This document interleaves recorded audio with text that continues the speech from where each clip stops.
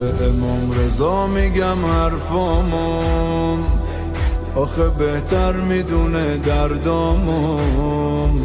اربعین نزدیک و آشوبم، میشه آقا بزنی امضامو. اگه مردم چی؟ اگه قبل اربعین چشامو بستم چی؟ اگه مردم چی؟ همه رفتن بس من که دل شکستم چی؟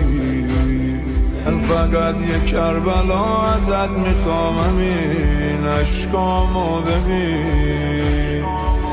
نکنه دوباره جا بمونم اربعین، نکنه دوباره جا بمونم اربعین. یه حرم فقط رفیق با معرفت، یه حرم فقط